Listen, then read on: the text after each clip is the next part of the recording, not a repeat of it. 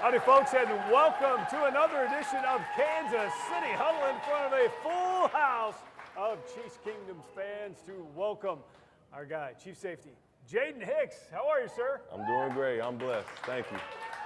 You're getting to be old hat at this show. We could switch chairs maybe next time. You could ask me questions. Yep, I'll be interviewing you. There you go. All right, well, sorry we got to start with a loss. Let's talk about the disappointing loss after Denver. What was the mood of the team like? The mood, I mean, we knew what had to be done. Obviously, we came up short, so there was a little bit of disheartening there. But, you know, it's just next, what can we do next? And that's what we move on top of that and build on top of that. So that's what. Always tough after a loss, especially a division game when it seems like you kind of have to have it. Yeah, definitely. And those division games, we always say they count as two. So next time we'll get them. Oh, there you go. I like that attitude. That'll be on Christmas. That'll be a good Christmas present, right? A little revenge under the tree, maybe? All right, let's talk a little bit about the end of that game. Take me through that last drive for the Broncos, 10 plays, 58 yards. They scored that winning field goal, but the big play was the 3rd and 15. What did you see on that play? Yeah, that just came down, and, you know, we just got to outwork our opponent, and we came up short there. And it just takes all 11 guys out there on the field. You know, it takes everyone to be a part and playing a big role in this league. And obviously, we came up short. And that wasn't the only 3rd down they converted on that drive. They had 2 of them. And 3rd down seems kind of to be an issue at times for you guys. Can you pinpoint anything that stands out that maybe not helping you guys get off the field? Yeah, and it's just minor mistakes that we talk about all the way, you know, throughout the week. Just cleaning up some mental errors. And obviously, there's all 11 guys, like I said, and yeah, that'll just help better this team. Yeah, Chris Jones had an interesting quote and post-game. He said that Bo Nix actually changed some of the protection, moved the players around on that 3rd and 15. I mean, that's just good scouting, right? You just got to tip your hat. Yeah, I mean, some guys can pick those things up, and obviously, you know, that's what makes them elite. And so props to him. I didn't really catch that either, but yeah, props to him. All right, after the game, Patrick Mahomes usually talks to you guys. I've heard a few of the things he says after games. What was he saying after this one? You know, there's business to handle, and that's really all he said, because these next few weeks are going to count, and as long as we have a chance, you know, we're going to make the most of it. All right, Patrick Mahomes spoke to the media and had this to say about the mood of the team after the loss in Denver. I mean, it sucks. Don't get me wrong. Like you gotta feel that, but you gotta be able to kind of use that energy to push it into the next week, into the rest of the season. And yeah, I mean, it's not always been just championships. We've dealt with adversity, and guys have learned and gotten better from it. I mean, obviously, this is something that we haven't dealt with so early in the season. But at the same time, I mean, I know what the guys in that locker room and know how they're going to respond. And all we can do is stick together and push ourselves to be even better. Patrick Mahomes there talking about dealing with adversity is something this team hasn't had to deal a whole lot with. 5-5 at this point of the season, kind of uncharted territory for the Chiefs. So how do you deal with that adversity? Yeah, you know, it's just building on top of our mistakes. You know, obviously penalties cost us many of these games, and, you know, those are some things that we got to fix. And so, you know, just cleaning up week by week, locking in with our coaches, you know, extra time. You know, it might take an extra time away from our families and stuff like that, but that's stuff that's got to get done. Yeah, Coach Reed said they're leaning on a lot of the veteran guys who have been in situations before. Chiefs been in similar situations and made big runs. So what's the message from Coach Reed from you guys after the game? Yeah, like I said, just mistakes that costed us, those penalties, those are a killer. And so, you know, he just tells us, you know, it starts in the film room. We got to make sure we're on top of film and being early, stuff like that. I heard Coach Reed say he went back and forth on the plane talking to each guy just to kind of check on them and see how they were doing. Have you seen coaches do that before, or is that just something Coach Reed does? No, I mean, this is my first time and with Coach Reed, and that's a really, you know, a nice man. I mean, he's going up and down, asking how we're feeling, did we make it out healthy? So stuff like that, that means a lot to us players, you know, that coach that cares and gets up on the plane flight and asks us those questions. Yeah, Coach Reed, again, said that leaning on guys who've been in this situation before, Travis Kelce, Patrick Mahomes, some of the older guys. Who do you lean on when things get difficult?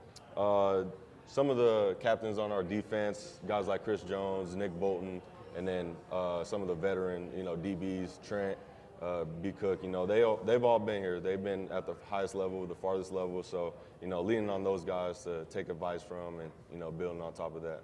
And again, the Chiefs haven't been 5-5 this late in the season, but you've had some experience of being 5-5. Tell me about that. Yeah, in college, that's definitely not a good feeling, I would say. But, now being on this winning team, I'm just trying to help, get back in that winning column. And then you guys in college, you told me you won 5 and then lost 5 in a row. Is that right? Yep, won 5 straight, then lost 5 straight. So it wasn't a good feeling. No, not a good feeling at all. But during that losing streak, how did you deal with the adversity and what was going on? Yeah, just staying in the training room, getting that body healthy. I feel like that's the main thing. Make sure we're playing at the highest level, and then extra film. That's what it comes down to. All right, extra film. Well, usually Chiefs Kingdom, they're packed in here tonight. They're always ride or die with you guys. A little bit of negativity now, because you may not win the division, maybe not. Still a small chance. Still a good chance to get in the playoffs. So how do you deal with adversity outside of the building? Yeah, especially with, veterans in this league. They always say just stay off social media because, that can really – it can take a piece out of you, but you don't give it any energy. You just turn it off. So that's the main thing. Turn it off. Turn off the TV, radio. Well, you're not going to turn this show off. Yeah, though, right? no. We're listening to this. Very good. And none of these folks in here would say anything negative on social media about the Chiefs, right? Right. Sure. But the fans here, obviously, they're going to be fired up this Sunday coming up Arrowhead against the Colts. We'll talk about that game coming up. I know you're looking forward to it, right? Oh, yeah. Looking forward to it. All right, we're going to talk more about the Colts game coming up and how to stop that dude named Jonathan Taylor who seems to be running all over the NFL. That and more with Chief Safety Jaden Hicks right here on Kansas City Huddle.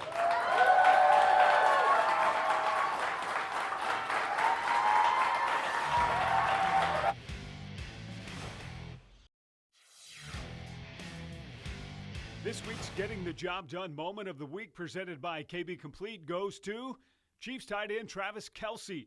Kelce had 9 catches for 91 yards and a touchdown against the Broncos. That touchdown was his 84th with the Chiefs, setting the record for most touchdowns in franchise history. The job's not done until it's KB Complete.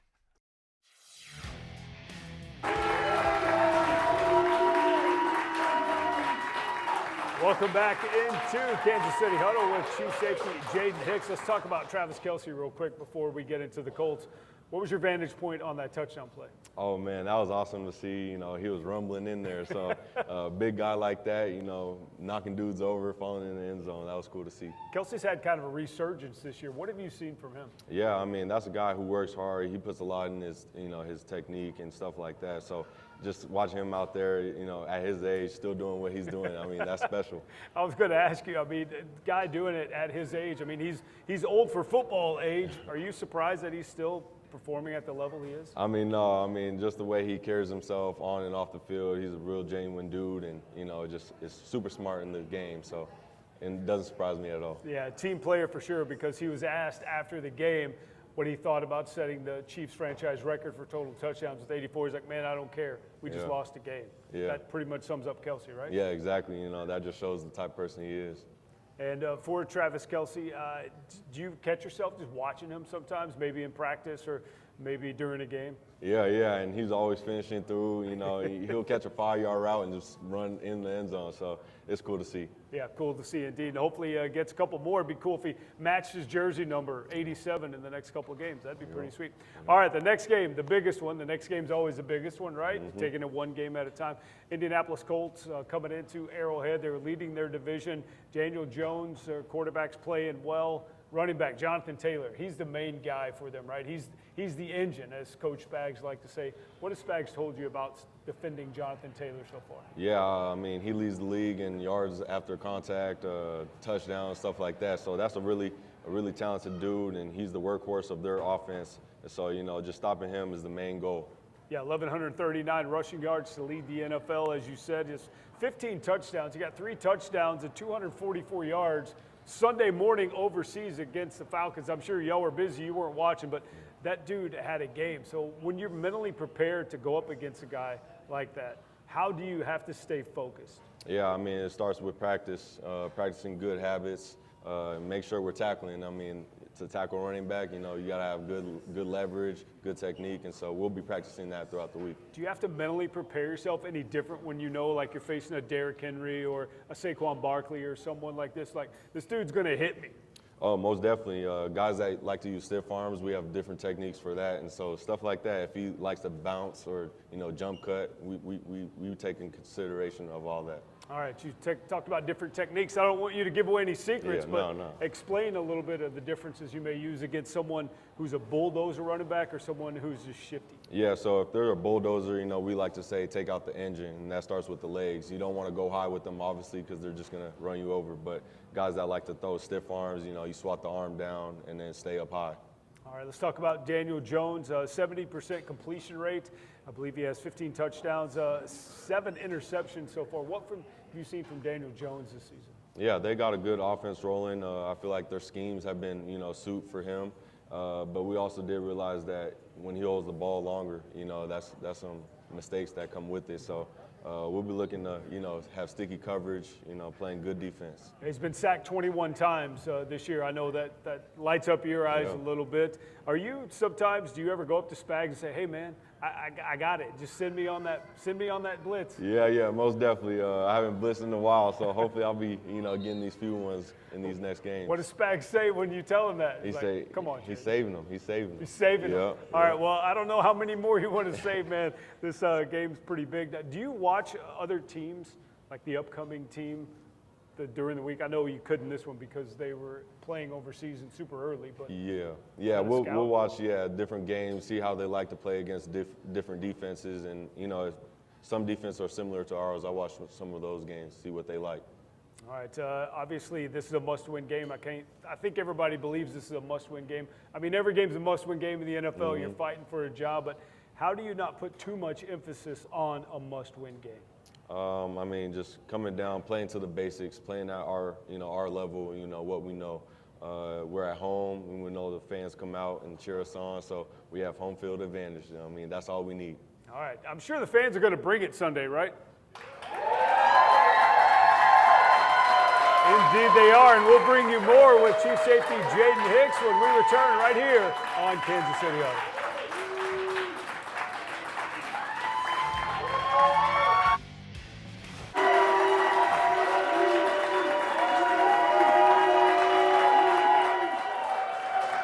Continue Kansas City Huddle with Chief Safety Jaden Hicks, Garrett Dieter talking about Tyquan Thornton there. You go up against him in practice. What makes him so hard to guard? Yeah, that long speed, that long down the field stretch. I mean, he's got the wheels for it. So, you know, just tossing the ball up to him and he'll go get it.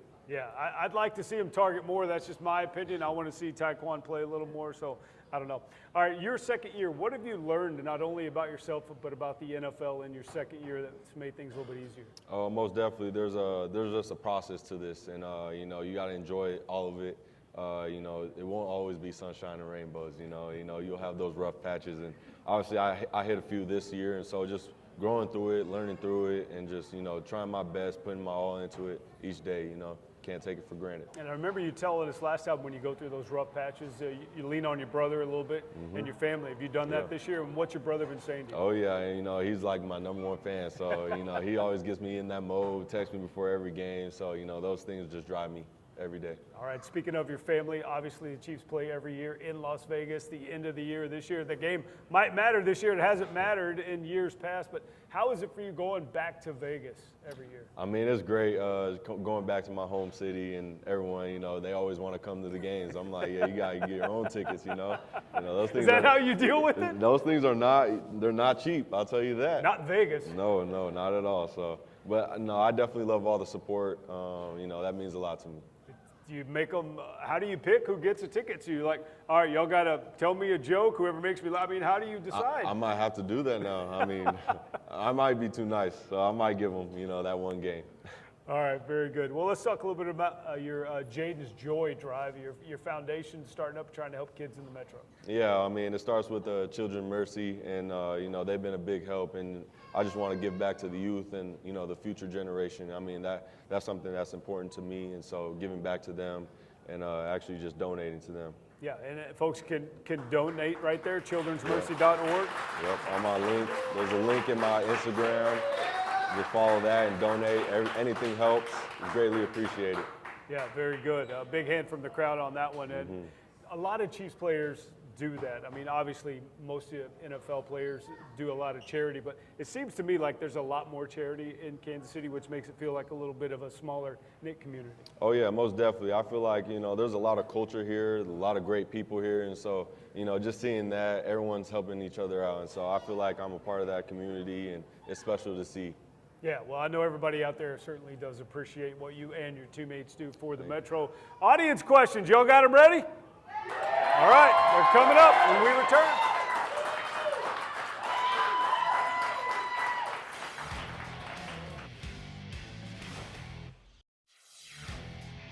All right, welcome back. Let's get the audience questions rolling.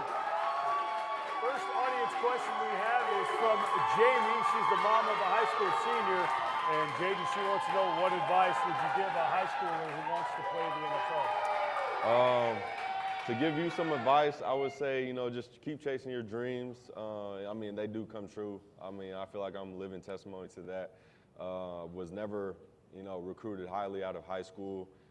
Had to go to Washington State. Wasn't my best option. Obviously, that's a good option. It's D1 school, but that just goes to show, your hard work is everything to you, and as long as you stay on that path, stay on your course, do the right things, do good to people. I mean, anything's possible. So. Very good. Christine wants to know, what's going to be your touchdown dance when you finally score, and will it be better than Travis Kelce? I mean, he's pulled some good ones already, so I might hit the Dougie a little bit, do a throwback. I feel like that would be a good one. All right, just take it easy on the pumps. On the pumps, that's right. Some of y'all know what I'm talking about out there. Who's your best friend on the team, and why? David wants to know. Oh man, I got a few of them. So I'll name one, Jared Wiley, tight end, same draft class. I mean, we got the same agent. We combine trained together, so that was a big one. And then we were 2 picks apart. So it just all fell in line. And then he works hard. He's coming off an injury, and so I can't wait till he gets his shot out there on the football field and show you guys what he can do. All right, and lastly, Jesse wants to know, what's your good luck game day ritual? My good luck game day ritual. I would say I do eat a lot of Uncrustables before the game. Those are always a good little protein snack, get in your belly. And I also have the same prayer before every game. I feel like, that keeps me going. Very good. Good little game day ritual. All right, everybody got to eat, right? Exactly. All right, sir. Thank you very much. Thank you, folks, for watching. We appreciate it. We'll see you next time on Kansas City Huddle.